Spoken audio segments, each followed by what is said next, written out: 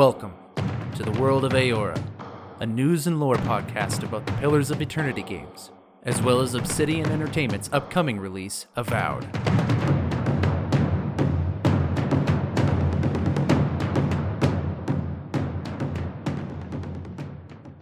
Hello everybody and welcome to another episode of the World of Eora. I'm your host Eric, aka Gingerino. Thank you everybody for joining me on another episode as we dive into the history, lore, and game mechanics for Pillars of Eternity as we gear up for the release of Avowed. The reason we pair all those games together is because they share the same fantasy setting known as Eora. And so as the theory goes, if we dive into the Pillars of Eternity series, we'll be able to glean insights into the world and how it is, and appreciate Avowed even that much more when it is actually released. Today's episode is going to be a continuation of the previous episode, where we're taking a look at how you can shoehorn the D&D 5e rule set into the World of Eora as a setting. So we're trying to play Dungeons & Dragons rules within the World of Eora. That's what we're focusing on here. And we're doing what I'm calling a minimalist and brute-forced transposition of the D&D rule set. What I mean by that is essentially I want to take the already existing content and rules that exist in Dungeons & Dragons 5th edition and use that rule set and the content, such as the races and the classes and what have you, and use it in the Eora setting with as a minimalistic and accessible approach as humanly possible. The idea that I have behind this is that I know there are a lot of people out there that are interested in tabletop role-playing games. They want to play a game in the World of Eora, but it just seems like such a big hassle to be able to play in that world, to homebrew the classes or the races, to figure out spells, and to understand the lore and all that kind of stuff. And I think that there's actually a lot less obstacles in the way of people than are actually there. Even if you don't have a lot of experience making homebrew stuff or, transposing rules into a new setting, it is more than possible. I think the most important thing and the most important principle behind what I'm doing in these two episodes is the idea that you start off small and you make the changes that you need to make as you go. In the previous episode, I discussed races, sub-races, and monsters and how you can transpose them into the Eora setting. As a very quick recap, I'm going to focus the recap here before I jump into the main section of today's podcast. Most of the races can stay the same. Humans, elves, and dwarves exist in both Dungeons & Dragons and in the World of Eora, so you can just transpose those over, making slight tweaks to the Pale Elf, which I would use a Drow from D&D, and then for Amauans, Orlans, and the Godlike in Eora, I would sub in for, personally speaking, Dragonborns, Halflings, and Tieflings, with again, just making minor changes to the stat blocks or the lore of how they work, making sure that it fits in a way that everyone at the table is satisfied. I then would use the sub-races of those races to determine where the person is from within the World of Eora, because where you're from matters more than what you are. And as for monsters, it was simply just reskinning monsters and the stat blocks to match what you want in the world. So just finding a stat block and then naming that stat block after the monster you're going to use it for. That's a quick recap of the previous episode. Today, we're going to be discussing classes, maybe some subclasses, as well spells. And it's this episode where I think a little bit more work is going to need to be done. So with that all said, let's dive into the main part of today's episode. I'm curious. What exactly did you find there? So, as I mentioned in the previous episode, I am expecting and presuming that those listening to today's episode are a little bit familiar with character creation from Dungeons & Dragons, and that you will also have an understanding of the World of Eora, that you've probably played the Pillars of Eternity games, or at least in some way, shape, or form are very familiar with the lore. Enough, anyways, that you feel like you could host a game of Dungeons & Dragons in that setting. As well, in the previous episode, I was really adopting the idea of, I don't want there to be anything barring you from being able to play this game. I know that there are those out there who look at the idea of homebrewing, who look at the idea of transposing rules, and they just think this is a lot of work, and I don't have time, I have other responsibilities to attend to, and as great as it would be, I don't think I have the chops to handle this. And I wanted last week's episode to really showcase that you actually can. There's not a lot of changes that you have to make. There are changes you can make. There are changes that might be nice or might be more consistent. But in terms of necessity to get the core experience of Eora and being able to play in that setting, there's not a lot that you have to do, that you must get done. In today's episode, I do want to maintain that is true. I'm not changing my attitude on that. But I also want to make sure in today's episode that I do set the precedent that there isn't no work that needs to be done.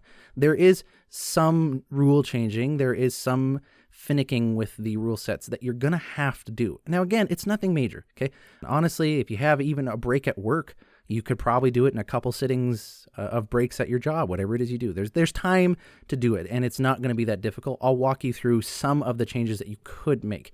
And so that's what we're going to focus on today by looking at the classes, subclasses, and spells moving forward. And then hopefully between these last two episodes, for those of you out there who are interested in doing this, you'll have enough and confidence in yourself to be able to move forward with you and your players in playing a game in this awesome fantasy world. Now, as I mentioned in the previous episode, it's not so much important on what you are, but where you are from. And that is also still true, and that's why the races that you choose to play in Eora are not really all that important. For simplicity's sake, I suggest you stick with the ones that I outlined before, but technically speaking, you could choose anything as long as the lore that you give for those races line up with the lore of Pillars of Eternity and Avowed in the World of Eora. But when it comes to classes in the world, that is a little bit more tied to who you are. Not so much what you are, but who you are as a person, what your identity is, and where you come from could also influence that. So when I talk about classes in this world, I am talking about the 11 classes from Pillars of Eternity, and then I'm going to be discussing the 12 classes from Dungeons & Dragons. So in Pillars of Eternity, we have Barbarian, Chanter, Cypher, Druid, Fighter, Monk, Paladin, Priest, Ranger, Rogue, and Wizard. We're going to go through each of those, and I'm going to tell you what I think the best and easiest way to transpose Dungeons & Dragons classes in lieu of one of these ones.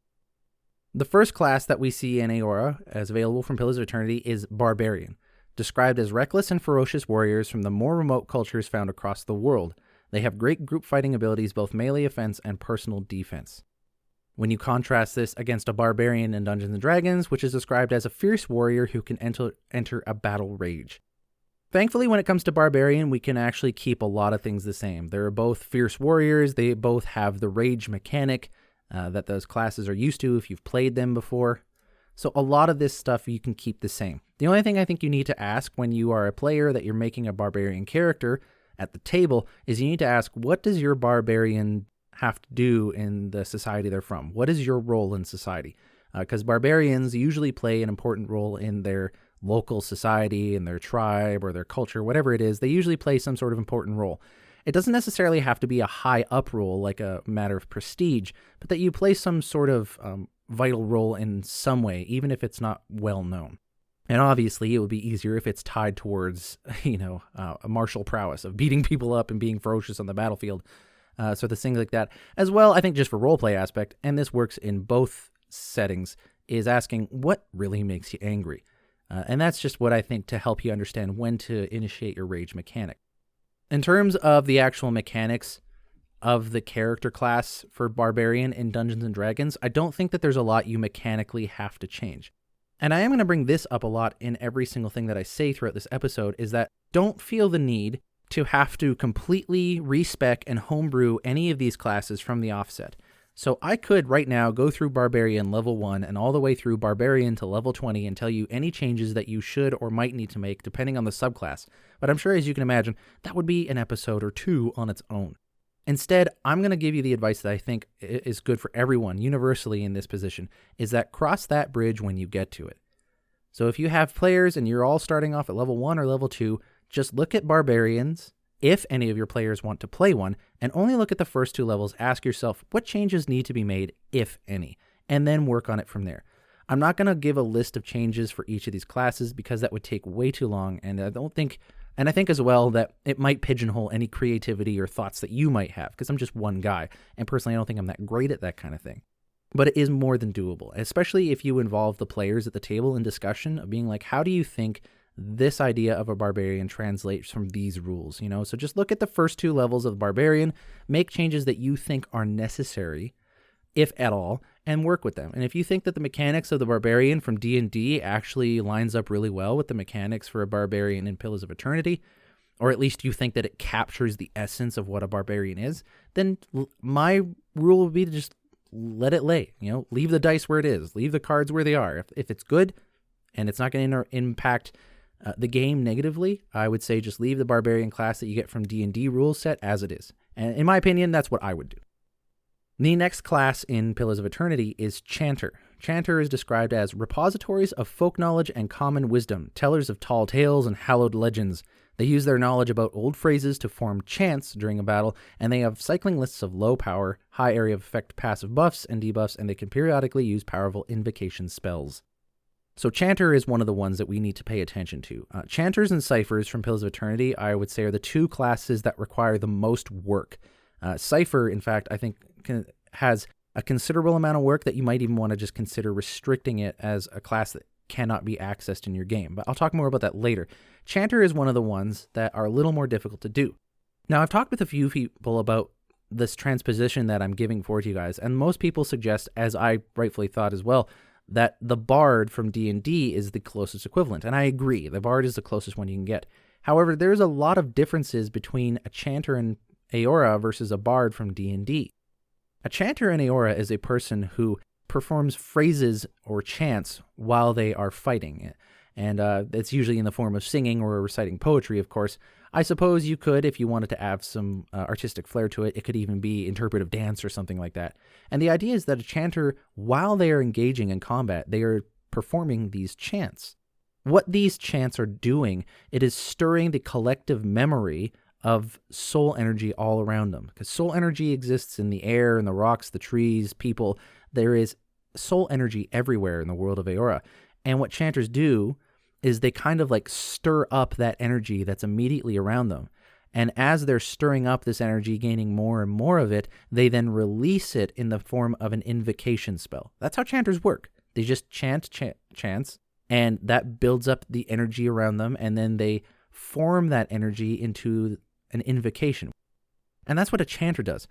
When you contrast that against a bard, a bard doesn't work the same way. They don't generally sing and dance while they're performing their abilities, and they generally just tap into a very ancient and powerful magic that not everyone is connected to in the world of Dungeons and Dragons, or at least normal canon worlds.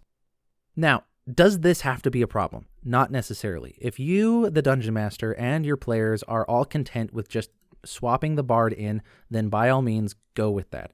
I think that, like how we don't really narrate our characters going to the bathroom when you play D&D. You just assume that it happens in the background.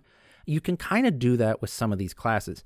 You could just say that the bard is doing chanting in the background, and that's why they have access to the spells that they have, so that's why the bard can perform spells in the middle of combat, as they've been accessing this magic the whole time. Maybe that you weren't narrating it or something, or you could decide that you want to narrate it, but you can just assume that it is in fact going on. So I would say the easiest thing to do is just use Bard in lieu of Chanter, and then add any flavor to the class. Like the easiest thing to do, in my opinion, as a DM would be to tell your player that their character will be performing chants or poetry or interpretive dance, whatever it is you want, while they are in combat. And them doing that chanting thing is what is powering their abilities. Now, for a minimalist approach, I would suggest just leaving the bard as it is with that little flavor tag on it to make it a little bit more Pillars of Eternity-ish. However, if you really like the mechanics of having to build up magical power before you can release it, there's a couple things you can do. One, there are some homebrews of the Chanter class already available, and if you go on to the Project Eternity subreddit, I have posted something on September 12th titled D&D 5e in Eora current resources list. And on that list, you can find a couple of homebrewed classes for Chanters. Now, I haven't playtested it, so I don't know how balanced it is, but feel free to check it out, play around with it, see how it works. If you were wanting to homebrew something yourself, but you don't want to spend the entire time creating an entire class and then not knowing how to balance it, here is somewhere where you can start. Now, again, I don't know if this will work out well, but it'll give you something to play around with, so let me know whether or not this works for you. What you could do is you could have a bard normally as they are, but you can introduce this one unique mechanic where at the start of combat, they begin chanting chants, and so they're building up magical power to be able to use their spells. I would say let the bards be able to use their cantrips, their level 0 spells right off the bat. Don't take that away from them. That's not fair. But make the ruling that The bard in combat must build up their magical ability to use level 1, 2, or 3 spells, etc., by performing these chants as combat ensues. Now, I want you to recognize that you're actually making the bard less powerful by doing that. So if you're going to be taking away from the bard class, you need to put something else back in to make up for that lack. What I would suggest is that you allow the person playing a bard to be able to access higher tier spells than they normally would be able to if they are able to chant that long in combat. So normally, if a bard can only access, let's say, level 1 spells, perhaps give them the option that they can access level 2 or even possibly level 3 spells at that low of a bard level if they're able to chant that long. And as they level up in their bard class, perhaps you can make it so that they can reach these levels much faster as they're chanting, or that you can even start off that they automatically get level 1 or level 2 spells if they're a high enough level bard. Again, I'm presuming that you have some idea of how these classes work in Dungeons & Dragons, so if that was a little confusing for you, I apologize. Just go back, maybe listen to it a couple times, because again, I am presuming a little bit of familiarity with the classes. That's a suggestion for how you might homebrew that one mechanic, not the entire class, just the one mechanic. I don't know how well that would work, so again, that's up to your discretion to use it or not. But that's an idea if you wanted to make it a little bit more Pillars of Eternity-ish. If you wanted to play around with it, that's one way you could approach it, and just make little changes from there. Again, only make changes as it becomes necessary. Cross those bridges when you get to them, not when you're miles and miles away. The next class is the Cipher class. Now, before we get started in this, I want to say that this class in particular probably will take the most work, or you're going to have to suspend your disbelief with the most. And so as a dungeon master, I want you to seriously consider whether or not you want to have a Cipher in your party. And I say that because that's personally, that is what I do. If I'm going to play a game in Eora, I am like, hey, the Cipher's cool. I really want you guys to be able to play it, but I don't know whether or not it will work very well, and so I don't want to risk having that imbalance or having to retcon an entire class. So I just kind of restrict that right off the offset. But if you really do want to have a Cipher class in your game, you can do so. Here's what a Cipher is described as. A Cipher can peer through the spiritual energy of the world to manipulate other souls. They are offensively oriented psionicists/soul knives who build up focus through conventional weapon attacks. So a Cipher is someone who, as they attack other people, their soul and that person's soul, they kind of siphon off energy from the opponent's soul, and then you build up kind of a repository, if you will, of energy, and it's called focus. And then they expend that focus in the form of a spellcasting attack. And it's usually psionically based, psychically based. It attacks the mind and that kind of thing. So that's kind of what Ciphers are like. The reason I would recommend almost saying that you can't play this class is because there isn't really a class in Dungeons & Dragons, in core D&D anyways, that gives you these abilities in a very neat and orderly fashion. The closest one I could find that I'm not using in other places for other classes would be a Warlock class that focuses on psionic type spells. I think the best subclass would be the Great Old Ones subclass, although you could make arguments for other ones.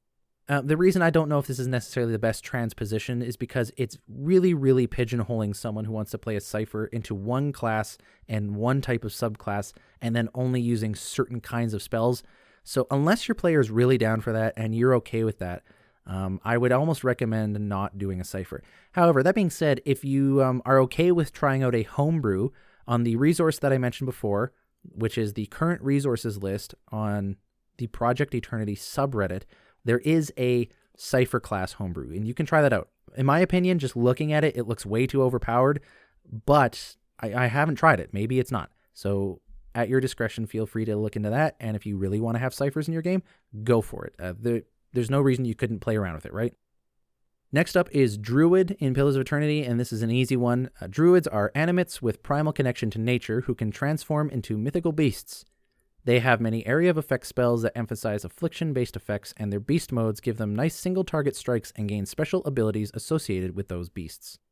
There is also Druids in Dungeons & Dragons. They are described as priests of the old faith, wielding the powers of nature and adopting animal forms. So Druids between those two systems are very, very, very similar.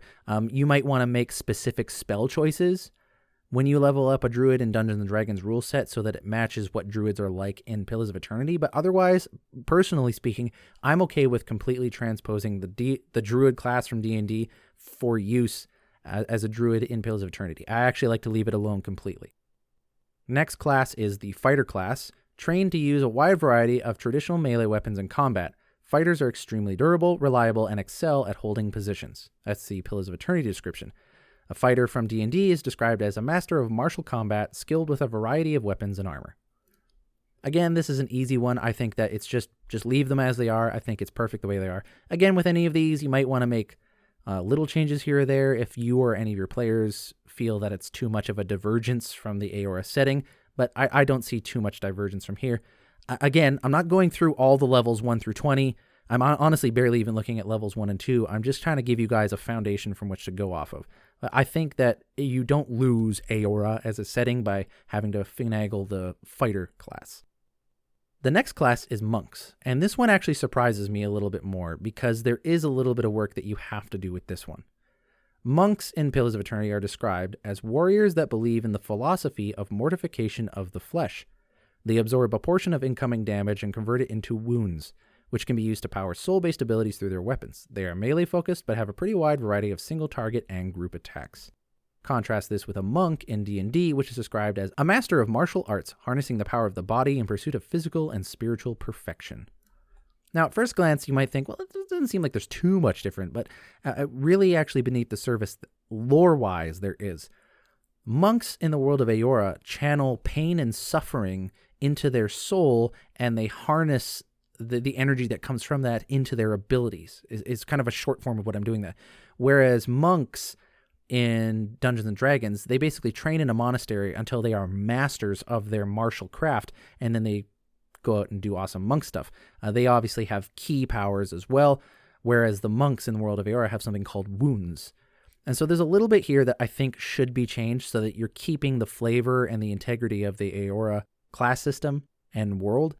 I will point out, if you really, really want to, you don't have to make any changes. Like, it isn't that big of a deal. For me, though, as a DM, it bothers me. Like, it's not close enough to what a monk is. I need that mortification of the flesh. I need to know, like, what is your character's relationship to their pain and their suffering? That's a key thing about what makes a monk a monk. And while I love the idea of transposing the rule set from D&D into the world of Eora, I don't want to lose what makes Eora Eora. You know what I'm saying? And so that history of what makes you a monk, that matters to me as a dungeon master, and so I put that into my games, and my players know that that's the expectation that I have. If you're being transparent with your players, honestly, they'll usually run with it. Thankfully, the changes that I found need to be made, although I'll be honest, I haven't had anyone take that class, so I don't know if it works yet. The changes that I think need to be made for a monk are very small. One, you just change the key points from Dungeons & Dragons, you just call them wounds. So instead of saying, I expend a key point to perform this ability, you just say, well, I spend a wound to perform this ability. Now, in Pillars of Eternity, monks gain the power of wounds by enduring suffering, which means basically if they get hit in combat, they could get wounds back. And then they can expend those wounds in the form of abilities, such as running across the battlefield at super quick speeds or punching somebody 15 times in the face, in the matter of a second, something superhuman like that. So there's a little bit of a contention there of like, well, how do you account for a monk gaining those wounds, right? Because the monk in Dungeons & Dragons doesn't have that mechanic. They start off after a long rest with maximum key points. They expend those key points, and then you get them after a long rest again. This is where you have, in my opinion, a couple ways you can go. The minimalist way to go is to just say that it happens in the background. Kind of again, like how your characters, they go to the bathroom even though you're not narrating it, or they're eating food even if you don't narrate it that often. You can just assume that your character is suffering damage in some way, shape, or form, even if it's not necessarily always getting narrated. In battle, even if you don't take damage, you can assume that they are suffering some sort of damage. They just maybe haven't lost HP, right? You might be suffering or in pain, but that doesn't necessarily mean you've lost HP, right? So you can say that it just happens in the background, and that's why you're able to have the key points that you have. But when you expend those points, you kind of are getting more exhausted, and so it's harder to gain wounds again, right? Like, you can have a headcanon that makes sense for it. If that's not good enough for you, like me, and you need to have a little bit more of a justification, you can kind of do like what we did with the Chanter and the Bard. What you could do is you could say that when you're in combat and you get enough percentage of your HP down, you will gain a key point, but in this case, we're calling them wounds, right? You could do something like that. Now, the danger here is it allows your character, your player that is, to generate an infinite amount of key points. I mean, obviously they have a maximum, but it basically they can just continuously generate these key points and then using them and expending them on their abilities. So when that kind of thing pops up, there's one of two things I think you can do. Is either one, you can try to draw boundaries on when they can generate these wounds and how much damage needs to be done, because they're not just generating these things out of nowhere, right? Like they have to take actual HP damage, right? So at a certain point they would go unconscious. It's like, yeah, you can generate as many wounds or key points as you want, but at a certain point you're going to go unconscious, so it kind of defeats the purpose. So there's a little bit of a safeguard in there, but you can also, because outside combat, you could just say that you can't generate wounds outside of combat. That might be a little bit, that might be a little bit iffy, but again, have that conversation with your player. And the last thing that I would want to say too is like, just talk with your player about having integrity at the table of like, hey, we're trying to play in this world and we're not 100% sure how to apply this class into the world yet. Like we're going to play with it. We're going to have fun. It's going to be awesome. But I need to know that you're not going to take advantage of this and break the system. Like, let's work together. And if your player agrees to that, and you guys are just in constant conversation, then it should be good. And if they don't, then have that tough conversation, unfortunately, with them. Be like, hey, we had an agreement. You weren't going to take advantage of this. You weren't going to abuse this system, and you are. So we're going to have to talk about setting boundaries. Like, because we want the game to be fun for everybody. And that includes making sure that everybody has a balanced approach to the game. Now, I need to go take a break from today's episode. I need to go drink some water and stuff like that, which means I'll probably come back and my voice will be a little bit different. So don't be super concerned. I'll be right back after these messages. I'm just kidding. I don't have ads. Actually, maybe I'll make an ad. I don't know. If you hear an ad after this, then I made one. If you don't, then I didn't. Hello? Hello? And I'm back. So picking up where we left off, we are now jumping into Paladin. Paladin in Pillars of Eternity is described as extremely devoted, often fanatical soldiers who have pledged themselves to a chosen cause or organization. They can inspire nearby allies and have the ability to quickly assist their allies with targeted commands. In Dungeons & Dragons, a paladin is a holy warrior bound to a sacred oath. I think that the mechanics of a paladin are actually pretty similar, or at least they're similar enough. There's some things that the flavor is a little bit different, like some of the unique abilities that paladins have in D&D doesn't necessarily match up with paladins from Pillars of Eternity. So it just depends how important it is to you or your player that the paladin style be matched up the same way. I don't have a quick and easy solution for what you can do with a paladin because it really depends on what it is that you want to have changed. Like if you want to have certain abilities in that D&D doesn't include, or removing certain things from the Dungeons & Dragons build. That one I'm not sure about. That's where you're going to have to talk with your player and kind of just go level by level. Again, don't go too much further than you need to. Be a little bit preemptive, but not over the top, so you're not causing too much work for your guys' selves. The place where it will get a little bit confusing, however, is when you start looking at the subclasses of Paladin in the Dungeons & Dragons lore and content, and you're trying to match it up with the lore from Pillars of Eternity. Now, thankfully, there is a way to work around it. So in the Dungeons & Dragons subclasses, you pick an oath at a certain point when you level up. Theoretically, you would have already had this oath since you are a paladin, but you can just say that you gain the abilities of choosing that subclass in Dungeons & Dragons at that point. But you've had the oath all along, if you understand what I'm saying. Some of the oaths that exist in Dungeons & Dragons are oaths to things like, what do we got here? Like I'm looking at Oath of Conquest, which calls paladins to seek glory in battle and subjugation of their enemies. It is enough for paladins to establish order. They must crush the forces of chaos, etc., etc. It does go down there a little bit, and it kind of names specific people that the paladin might align themselves with. The challenge here, and it's not a huge challenge, but it does require like some sit down and some thought and some follow through, is looking at the oath that your player wants to have as a paladin, and then seeing which of the oaths in Pillars of Eternity lore matches, right? So a paladin, there are certain subclasses that you can really look at in Pillars of Eternity 2 as subclasses in the character creation that tell you the different oaths that exist within the already existing lore for Pillars of Eternity. So you want to make sure that the paladin your player is choosing for a Pillars of Eternity game matches up with the lore. So whatever oath they choose in D&D, try to find the nearest equivalent of a oath that exists as a paladin subclass. If there is nothing that matches or is approximate or is happy for both of you, it is my recommendation that you create your own oath, right? Because, all these oaths that exist for paladins in Pillars of Eternity, they were made up at some point in time, and there's no reason that you couldn't make another lore-friendly oath with your player. And that actually might be something where they take a little bit more ownership of the character, and it helps them get into the mindset of it more. So that might actually even be the recommended way to go. But that's one way you can handle that. Next is priests.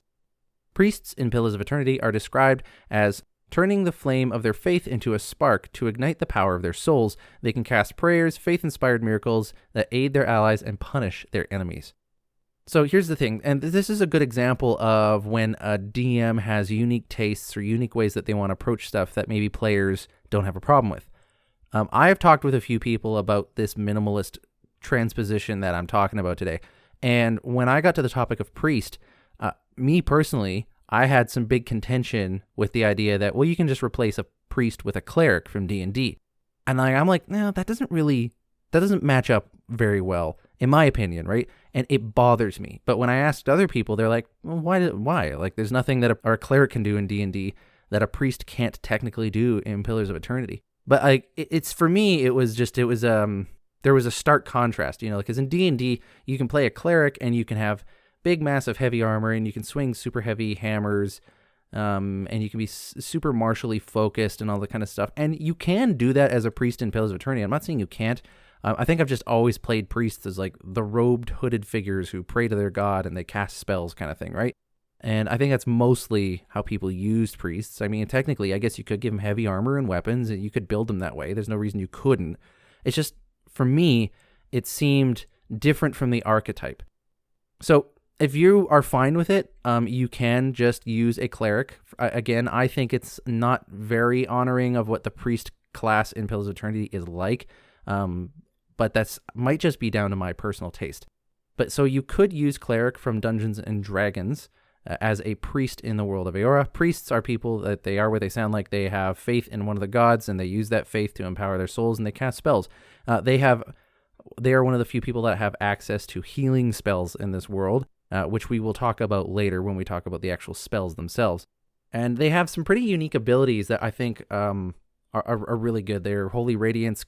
There's a few other unique cleric abilities that I'm kind of blanking on right now. There are some unique abilities there that you might want to fine-tune, or you might want to finagle with, or possibly even just create them from scratch. There's plenty of guides online on how to create features, traits, abilities, or spells for D&D 5e. Homebrewing a huge set of spells is overwhelming and a bit daunting, but an individual spell or an individual trait, that's more than doable. So I wouldn't let that, try not to let that overwhelm you if you're a little bit averse to that. Another option, and this is what I end up kind of going for, is if I do have a player that wants to play as a priest in Pillars of Eternity, I ask them, okay, well, what's the idea that you have for a priest? Is it like a holy warrior who is running around bashing enemies with their giant hammer, that kind of cleric? Or are you thinking more priestly in robes and spell casting type? And if they want to do more of the spell casting and they kind of have that like hooded monk kind of flavor to them, what I usually recommend to them is that they actually select the sorcerer class, and then they just make sure that they pick the spells that they think are appropriate for their character. It's not the most elegant solution. I do make sure to purchase the Xanathar's Guide to Everything source book on D&D Beyond so that they have access to the Divine Soul subclass, which has a lot of healing spells for the sorcerer. I think for me, that's a happy medium, but some players might feel like that's pigeonholing the character a little too much. So for me, if I was the DM, there would have to be a lengthy conversation about how to implement a priest into the party, which would likely happen because I feel like those are one of the archetypal characters you want to have in a party. But that's how I approach it. I kind of split it between cleric, and sorcerer, depending on how they wanted to build the priest. Next up is ranger. Rangers in Pillar of Eternity have an edge defensively due to range and interference with their animal companion. Ranger in D&D is a warrior who combats threats on the edges of civilization. Rangers from D&D and the Rangers from Pillars of Eternity, they kind of have a similar archetype to them as well. You know, they're typically woodsmen, huntsmen, and they're out in the wilds. D&D, it's more about you're on the edges of civilization, protecting people from things that they're not even aware of, threats that are unknown to them. Rangers in Pillars of Eternity, I think they're more about the woodsman-huntsman thing, but the really important aspect of a ranger is their animal companion. Almost every ranger in Eora will have an animal companion, and their animal companion will be soulbound to them. So there's a few ways that you can kind of work this through, because as a ranger in Dungeons & Dragons, you're not really required to have an animal companion, and in fact, I think you have to choose a specific subclass in order to do that. Now, you can, of course, heavily encourage your players, anyone who wants to play a ranger, to choose that subclass.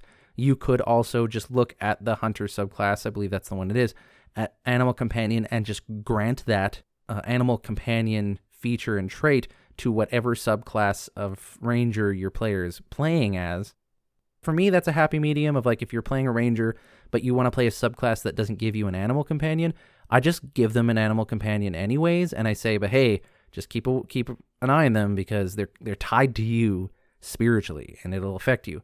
If the player really doesn't want to have an animal companion, that's fine. There are ways in the lore to make it work.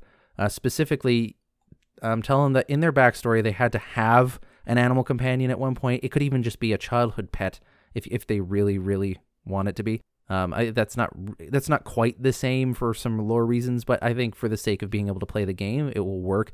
There has to be an animal that they had a close connection to, preferably that they were soulbound to, but whatever. I'm not going to force you to tell your players how they have to do absolutely everything. The point being that animal that was important in their lives died, and that animal refuses to fully pass on its soul to the beyond until it has helped its master through its life. And it can do that from the in-between, which is kind of like the state between life and death. And you can say that that's where rangers get their ability from, right? So when a ranger in Eora does something superhuman or something that people shouldn't be able to do, it's because they're being empowered by their animal companion's soul from the in-between. So you can justify the lore that way.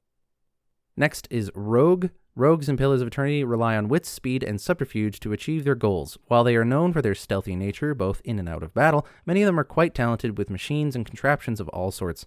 They have the highest single hit damage potential, and they have a lot of ways to qualify for sneak attack. Contrast that against rogues in Dungeons & Dragons. We have a scoundrel who uses stealth and trickery to overcome obstacles and enemies.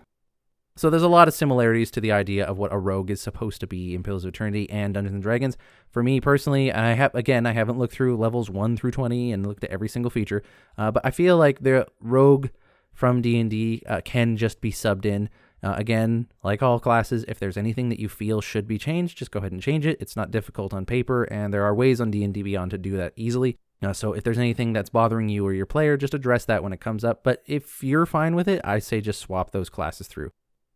And finally, we come to Wizard. Wizards in Pillars of Eternity are men and women of high education and extreme mental discipline, if not always outright intelligence. They use grimoires to cast difficult and powerful spells that can damage many enemies or buff a single ally. And in Dungeons & Dragons, a wizard is a scholarly magic user capable of manipulating the structures of reality. So definitely some overlap there, some one-to-one ratios for wizards. I think there's a little bit of a lore difference with wizards, but not enough that I think it merits having to change a lot. Again, the wizard, like all of the classes, especially the spellcasting ones, you're going to want to make sure that when they level up, or that when you're addressing the first levels anyways, that you're really going through the spell list and the features and traits and making sure that everything makes sense for you and for your players at the table. I don't think you're going to need to do a lot of work for the wizard at first, but it's the spells where things are going to get really kind of cumbersome. Yeah, and I'm just trying to be honest about that. The spells are where it's going to take a little bit more work. And, well, since we're on the subject of spells, I think now is a good time to discuss it. We've gone through each class, and we've kind of correlated them to a D&D class. I've outlined any of the, what I would call outstanding issues that need to be addressed. There's some of you out there who will know these two systems very thoroughly, and you can probably think of other things as well. And some of those I've probably thought of, others I haven't, because I don't think I'm as thoroughgoing expert as other people. I haven't addressed every tiny granular issue, because in my mind, some of those things aren't going to be as important to others. And so I'm kind of leaving that up to you guys at the table to discern what's important to you. Like, what do you know that you need to change? What do you need to add or take away to these things? But largely, I think a lot of these you can just swap the classes. You can just use the classes from Dungeons & Dragons and it will work. And then you can actually get playing in Eora. As long as those core attributes, the things that make Eora stay there and those aren't being compromised, I think you can still keep the tone for the game. And tone is really largely done through character interaction and world building and the setting and things like that. So that kind of stuff can bleed through with the quests you guys are doing at the table. Getting back into spells, this is where I will be honest, you're probably going to have the most work that you have to do. Now, it's not a lot of hard work. Like, it's not complicated. It's not going to be something that is incredibly difficult, so don't let that dissuade you. It's just more about the time. Because what you're going to have to do is you're going to have to have a session 0, if you will, with your players, assuming they're all on board with playing in the World of Eora. And if there's any of you that want to play as a spellcaster, then you, the DM, and preferably as well the player that wants to play a spellcaster, you're going to have to sit down and have a discussion on what spells are allowed and what spells are not allowed. Now, looking through the list of spells on both Pillars of Eternity in Eora and the spells for Dungeons & Dragons, there's some things we can note. One is that there are far, far, far more spells that exist in Dungeons & Dragons than are in the Pillars of Eternity games. There's so many spells for D&D. And so you might think, well, I have to really restrict it down so it matches a lot. I don't think that is necessary. I think that if any spell that exists in D&D makes sense to exist in the World of Eora, that you should just allow it, right? I don't think something like, we'll say, for example, Acid Arrow, which is a spell in Dungeons & Dragons, I don't think a spell like that exists. I'm not sure. I'm not going to go check every single spell to fact check that one thing. Just run with the logic here with me. I don't think Acid Arrow exists in the World of Eora, in the game anyways, but I don't see why a spell like that couldn't theoretically exist in Eora, right? I don't think it breaks the lore really at all. And so I would say just allow it. Just allow spells like that to exist. It's where you start to run into spells that shouldn't exist, not can't or don't exist in the game, but shouldn't exist. That's where you're going to have to start really getting a little bit more restrictive. Now, a lot of spells that you're going to have to restrict in Pillars of Eternity playthrough in a Dungeons & Dragons rule set, you're not going to run into until later levels. You know, like there's no wish spell. There's no long distance spells that, in particular, I'm thinking of things like casting a ritual spell to create a portal to travel to the other side of the world. Like, as far as I understand, in the World of Eora, that's not something you can just do. You know, like, they're starting to fiddle around with teleportation magic in the World of Eora by the time of Pillars of Eternity and Pillars of Eternity 2, but it is very far from being developed. As well, you don't see a lot of spells like sending, for example, where you can send a message to someone who's very, very, very far away. You can't see them. They could be like on another continent kind of thing. You don't really see those spells. And so spells like these, especially that have to do over vast distances, I would consider just removing entirely. That being said, if you do want to include them in your game because you feel like it and you want to include them, Lord be damned, go for it. I would still recommend, just for the sake of keeping it consistent, because this kind of thing matters to me anyways as a DM, maybe take those spells that exist and move them up a level or two. You know, so like I think sending, for example, is a spell. Am I picking the right spell? Whatever. The one that lets you cast messages far away. I think that spell you have access to fairly earlier on in the Dungeons and Dragons spell list than I would give in Pillars of Eternity if I was going to allow it. So I know what would be most helpful right now is if I just went through all the spells and I said, this one's allowed, this one's not allowed, this one you need this changed, this one you need that changed. But unfortunately, that would take forever to compare and contrast every spell in both of these systems.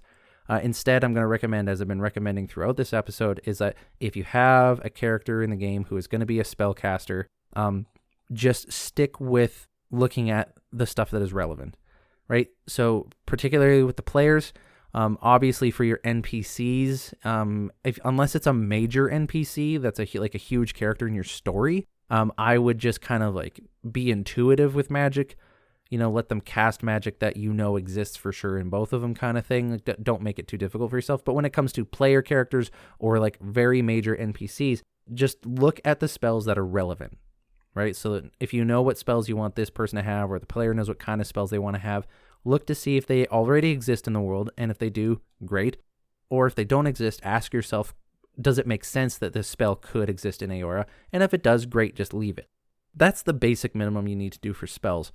If you want to go an extra step, find spells that exist both in Pillars of Eternity and in Dungeons and Dragons, and then use the name for the spell from Pillars of Eternity. For example, in D&D, there is a spell called Burning Hands, which is essentially you put your hands out and flames shoot out of them at a distance. Well, in Pillars of Eternity, there's a spell called Fan of Flames, which essentially does the same thing.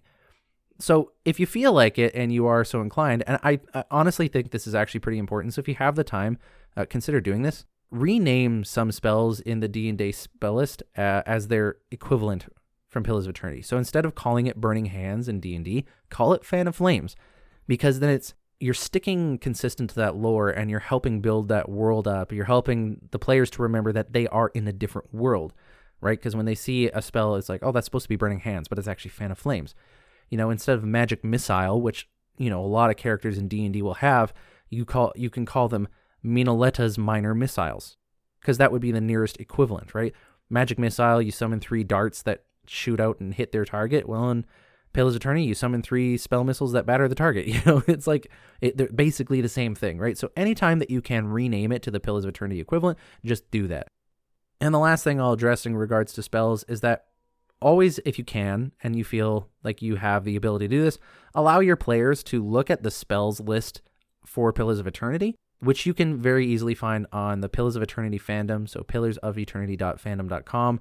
If you find the class they're supposed to be in, you can find their spell list easily on that fandom website, and let them look through the spell list and see if anything catches their attention, right? So if they're choosing a wizard and they say something like, I really like Arcane Assault, or I really like Thrust of Tattered Veils, or whatever it is that, if they see something they like the description of, they like the name of, they like the idea of what it does, try to find an equivalent in D&D and let them have it if it makes sense. And if it's not necessarily in the same wizard level or it's not the same spellcasting level, I'll leave it up to you to decide just to grant it or not. But, try to, as best you can, let them get into the World of Eora lore. That would be my recommendation. There might be instances, especially with chanters, I think, where the spells don't exist in D&D. And so, again, I would say use online resources that exist for how to homebrew a spell. And I know I said that this is a minimalist approach. I'm not saying you have to do it. I'm just saying that it would be good. And I think homebrewing individual spells is actually a good way to start building up that skill of homebrewing stuff for D&D, because it might seem like a really big thing or very difficult to do, but I think one spell at a time, it's really easy. It's a lot quicker, especially when you're taking inspiration from a direct source like Pillars of Eternity, which already has laid out for you how a spell is supposed to work. It's supposed to work in a cone. It's supposed to cause this kind of effect. It's supposed to last for this long. Pillars of Eternity is kind of handing you all the stuff that you want the spell to do. You just need to put it into D&D terms. So I think that this actually is perfect practice for those of you out there who are DMs that want to really learn how to homebrew one tiny thing at a time. So I would really recommend getting into that, if not just for your own practice, but again, so your players are into the lore. But don't let that be the thing that stops you from playing in Eora, ultimately. Does that make sense?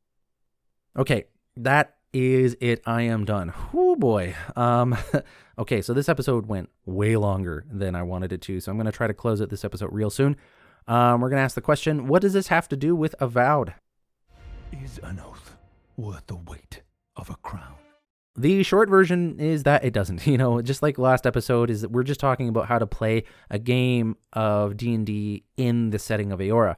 Now, while this doesn't have anything to do with Avowed, what I do like the idea of is you and your party playing a game with the same setup as Avowed, and then seeing how close you and your party get to the narrative of the game, or any choices or anything that it could have existed in the game. Because when you think of like what do you need to set up a Dungeons and Dragons game, like obviously there's preparation involved, but you need to know any characters, you need to know the setting, you need to know the time, you need a hook for the adventure or for the campaign, and a lot of that stuff we actually kind of already know, but there's still a lot that's mysterious. So we know where in Eora that Avowed is being played in. It's being played in the Living Lands, right? And you can, as a DM, do a little bit of research on the Living Lands, but thankfully, not a lot is known. So you can make up a lot of stuff and there's nothing to contradict you. It might take a little bit more work, obviously, but still, it could be a fun adventure into a new land. But yeah, so it's being played in Living Lands. We know the history for the player characters, that they are an envoy from a deer, right? So you already have kind of the background for the characters. They can have whatever background they want, but it has to lead to them becoming a member of an Imperial envoy that gets sent to the Living Lands. And why are they getting sent to the Living Lands? The hook for the campaign is they're investigating a soul corruption, which has captured the attention of the Aedir Empire. And it seems as well other empires have been coming to the Living Lands, but it's up to you if maybe they're doing that for other reasons. So that's what they're there for. It happens roughly around the time of Pillars of Eternity 2. That's at least we're speculating that's what the case is. But if you've played Pillars of Eternity, then you're fairly familiar with what the setting is like at that time period. So you have actually a lot of the foundation to run a game and really see what you can come up with. And then when Avowed comes out, you can ask like, okay, well, how close were we to the game? Like, well, did we even get close at all? And I think a lot of people might be interested in listening to that if you're the content creation type of person. So that's the closest thing to Avowed I can think of that it relates to. Not much else to talk about today. I'm still playing Starfield. I'm balancing between Starfield and Baldur's Gate 3, but I'm really more into Starfield at this point. I've gone to Mars, to the place of Cydonia, and I'm trying to focus a little bit more on the quests I already have rather than talk to everybody in sight. But I've kind of learned that if you just follow the quest markers, you do actually miss quite a lot of side content. So I'm trying to find that unique balance between being overly explorative versus just following the quests that I find interesting. I'm trying to find that balance, and I'm not sure if I'm going to hit it yet. But yeah, it's been some fun so far. I'm only like 12 hours in, but it's a blast. I'm looking forward to sinking my 100 hours into the game and, calling it a day, moving on to whatever's next. I'm sure I'll amass a list of 12 or so games between now and then that I'm going to want to play. So we'll see. I'm looking forward to that part. That's everything for today. Thanks everyone for listening to those last 2 episodes. If you have any questions, comments, or concerns, I know there's some people that are concerned, you can send me an email, worldofeora@gmail.com. You can follow the show on Twitter @worldofeora. If you have any questions about how to do any of this stuff with D&D, you go online. There's a lot of forums, including Obsidian forums, Pillars of Eternity stuff, D&D and homebrewing. There's subreddit communities for that kind of thing. There's online articles. As Discord servers as well. If you want to ask me as well, you want to send an email, awesome, send it to me. I'll do the best I can. If I don't know an answer, I'll try to point you in the direction of someone who can help you out. Because I want people to enjoy D&D games, and if you love the world of Eora, then if you want to play in that world, all power to you. And I don't want any of these issues to be the thing that stop you, if that makes sense. So hopefully you guys enjoyed these last 2 episodes. If you don't, let me know, and then I won't have to ever do something like this again. But if you did, let me know, because then I know to move in this direction. Thanks everyone for listening. I've been your host, Eric, aka Gingerino, and I'll see you guys next time.